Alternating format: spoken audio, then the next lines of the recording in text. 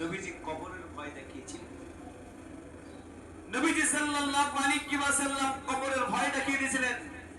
একটা বাজাবো না ভাই, চাচা চাচা 1000, একটা বাজাবো না, দেখেন না এক্ষুনি হবে, চলে যান কেন রাগ করে, হ্যাঁ ফজর কাজা হবে না আব্বাজি, বসেন। সুবহানাল্লাহ সুবহানাল্লাহ। নবীজি সাল্লাল্লাহু আলাইহি ওয়াসাল্লাম বললেন, খাদিজা এই পৃথিবী থেকে তোমাকে চলে যেতে হবে অন্ধকার কবরে। কবর কাউকে চেনে না, কবর যদি তুমি ভালো আমল কবরে নিয়ে যাও, কবর তোমার সাথে কোনো খারাপ ব্যবহার করবে না। মা খাদিজা রাদিয়াল্লাহু তাআলা কে বলেছেন, খাদিজা ও খাদিজা, কবরটা বড় অন্ধকার ঘর, নিরালা নিস্তব্ধ জায়গা, যে ঘরের কোনো জানালা নাই, দরজা নাই, ওই কবরে একদিন ঘুমিয়ে যেতে হবে। খাদিজা কবরকে স্মরণ করে ভালো আমল করবে।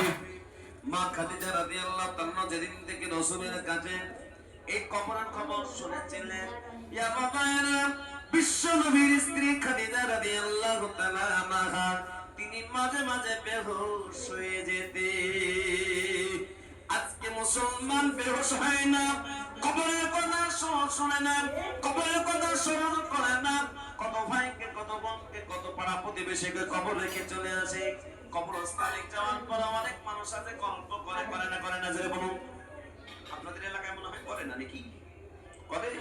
কবরস্থানে কেউ জমি জায়গার গল্প করে, কবর নিয়ে চিন্তা ভাবনা করে না। মা খাদিজা রাদিয়াল্লাহু তাআলা কে ছিলেন?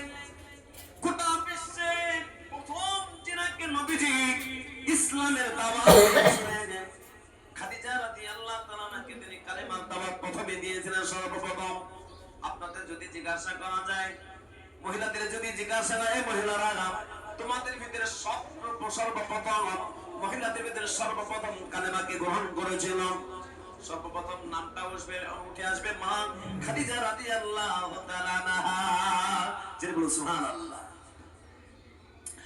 আজকে মা খাদিজা রাদিয়াল্লাহু তাআলা বলতে পারেন না, নবীজির স্ত্রী কোনা আছে বলতে পারেন না, যুবকেরা আজকে ক্রিকেটারের নাম বলতে পারেন, নায়কের নাম বলতে পারেন, মা বন্ধুরা তারা সিরিয়ালের নায়িকাদের নাম বলতে পারে, কিন্তু নবীজির চারটা বেটের নাম বলতে পারে না।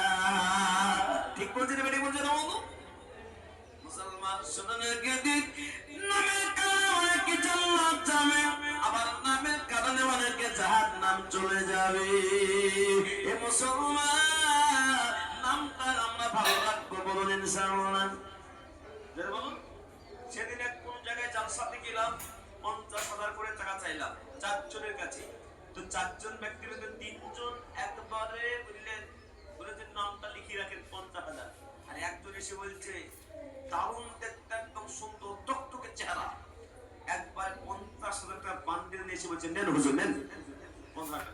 নামটা কি গো? বলছে নাম বলবো না। কেন? নামটা আমার ভালো না।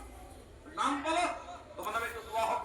দেখতে তো একদম দারুণ লাগছে, একদম আপেলের মতো গালগুলো চকচক চকচক করছে তো, বলো একবারে স্টেজেই দেখবেন। আমার এই জামিরুল ইসলাম মুর্শিদাবাদ দেখবেন, ওতে আছে দেখবেন। ওকে বললাম, এই নামটা বলে, বলছে নামটা কালু কালু কালু। কি নাম রেখেছে? কালু। যে তোমার তো দেখতে একেবারে দারুণ টস টস করছে, তোমার নাম কালু কেন রাখলো? বলছে আমার মাকে আমি জিজ্ঞেস করি, মা আমি দেখতে ফর্সা, তো আমার নামটা কালু কেন রেখেছো? তখন বলছে, বা যেদিন তুই জন্মগ্রহণ করি সেদিন অমাবস্যা রাত্রি ছিল। অমাবস্যা বুঝেন না? সেদিন একবারে চাঁদ উঠে নাই, তাতে ডুবে চলে গেছে। ওই রাত্রি তুই জন্মগ্রহণ করেছে, সেই জন্য তোর নাম রেখেছে কালু। বুঝতে হেন না? আজ নাম রাখছে লালটু গোলটু ভোল্টু হোল্টু খোল্টু। আজকে এখানকার মায়েদের বলি, অনেক মা বোন আছে ভালো নাম লিখে দিলে নাম পছন্দ হচ্ছে না।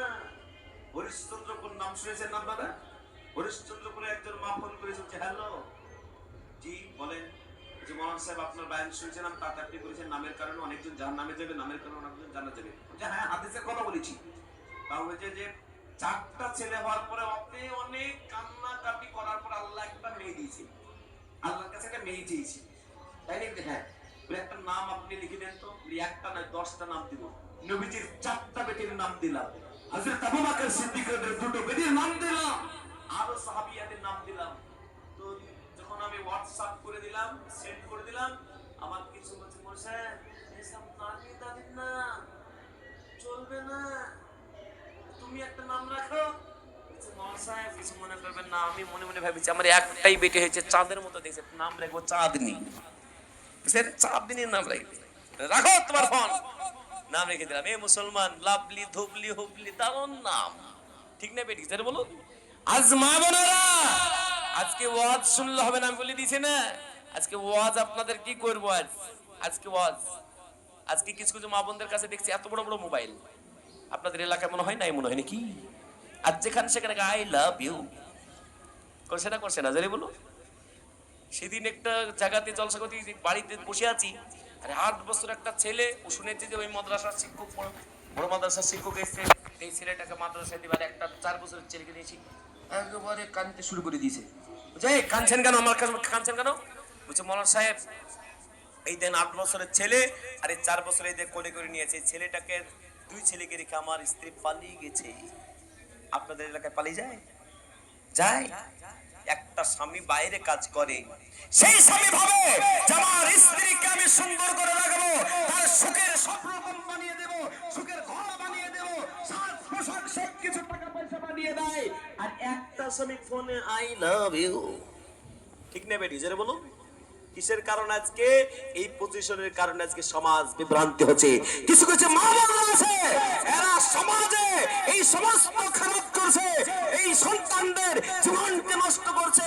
ভাবা যায় যে সন্তানকে 10 মাস 10 দিন পেটে ধারণ করলো, এমন সন্তান 4 বছরের সন্তানকে রেখে চলে গেল, বাচ্চাটা মা মা করে কাঁদছে, মায়া দয়া হয় না, শয়তানের পাল্লাই পড়ে, শয়তানের রাস্তা ধরে, ঠিক না বেটি? যারা বলো তার কারণ কি আমি আপনাদের বলবো। আমার ভাইরা, আমি আপনাদেরকে বলবো, নবীজি সাল্লাল্লাহু আলাইহি ওয়াসাল্লাম বলেছেন মহিলারা যদি 4টা কাজ করে ওরা জান্নাতে যাবে। কটা কাজ জোরে বলো, জোরসে বলুন কটা কাজ? 4টা কাজের ভিতরে প্রথম নম্বর কাজ হলো পর্দা।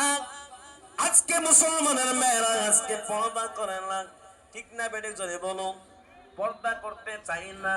পর্দা কাকে করে? বলে মৌলানাকে দেখলে পর্দা করে।